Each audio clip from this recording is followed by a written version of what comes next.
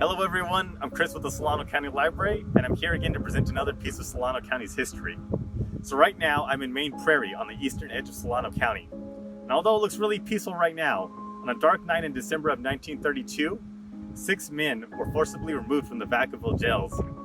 They were brought here by a mob of local vigilantes, where they were beaten, covered in paint, and stripped naked. These men were left in the fields and told never to come back to Vacaville again.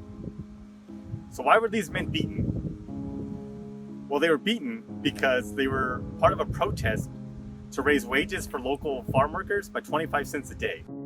In order to understand what happened, we have to look further back to see what led to this violent incident. After the Great Depression hit, wages for laborers fell year after year. According to the U.S. Department of Labor, the average daily wage for a farm worker was $2.31 in 1926. In 1932, the average pay was $1.20 a day. This was the average nationwide. The same report also notes that wages in the Pacific states, such as California, were the highest in the country. Wages in California were sometimes 4 times higher than other areas of the country, so average wages in California would have been higher than $1.20.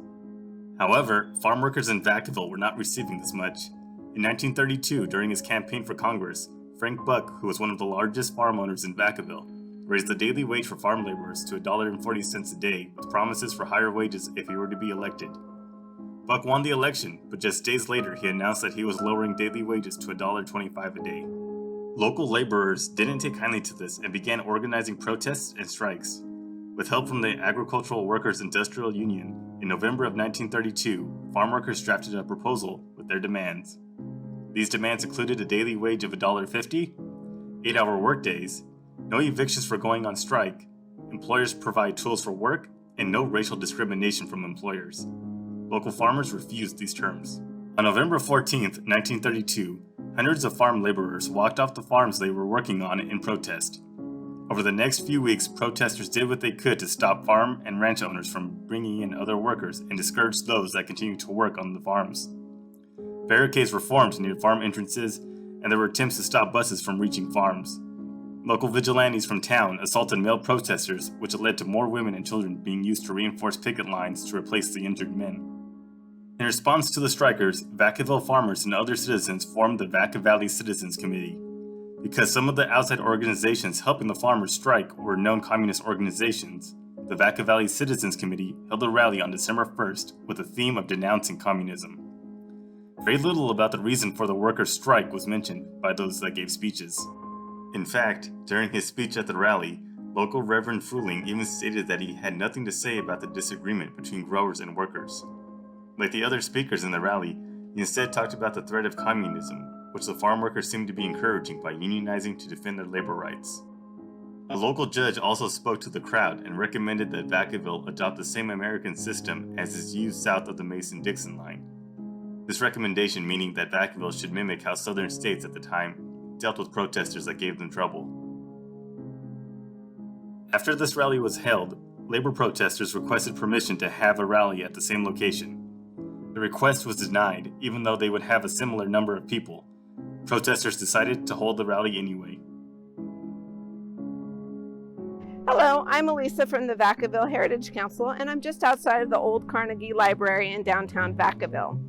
Just 2 days after the Vacaville Citizens Committee rally, strikers organized a mass rally that led here at the old library. Before the rally took place, the local sheriff deputized over 275 Vacaville residents to act as law enforcers. The population of the town at that time was only around 1,500 people. After speeches were given by protesters, violence erupted as newly deputized residents began arresting protesters. This led to a riot as protesters clashed with deputized citizens. As it turned out, those that were deputized began deputizing other residents that were nearby to join in on the arrests. I'm standing in what used to be the Vacaville jail. After the riot on December 4th, 35 people were arrested. Ed Yule, the son of the mayor at the time, was one of the deputized citizens. He asked permission from the sheriff to have all of the local protesters that had been arrested to be sent to Fairfield, while the protesters from outside the area be held here in the Vacaville jail, in these cells here. In an interview in 1977, Ed Yule described why he made this special request. I was down near the jail, on the sidewalk in front of the jail, in fact. And one of the officers, I said to him, you know, it would be great if somebody would just happen to drop that key to that jail. And if they did it for my benefit, they'd never regret it. And I think we can take those men for a ride, and that's all. That fella turned and walked away from me, and about the third step, that great big key dropped out of his pocket. I grabbed it. Nobody saw me. Later that night, Yule contacted 50 locals and told them of his plan to break out 6 of the people that he considered the ringleaders of the protesters.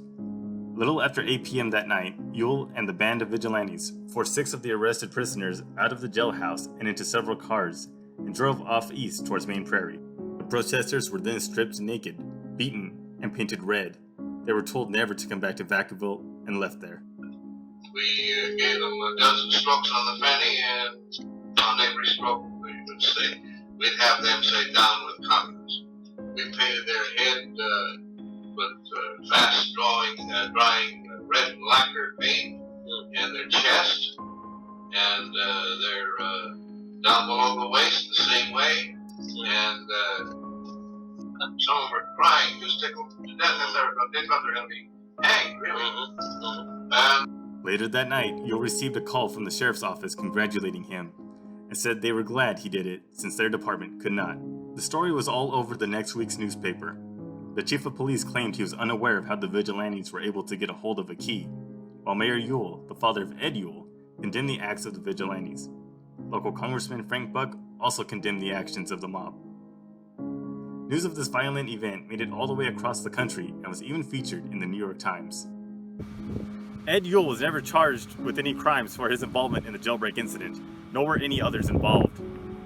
Protesters continued to face more violent attacks from the local community, and with resources running low, in January 20th of 1933, the strike was ended.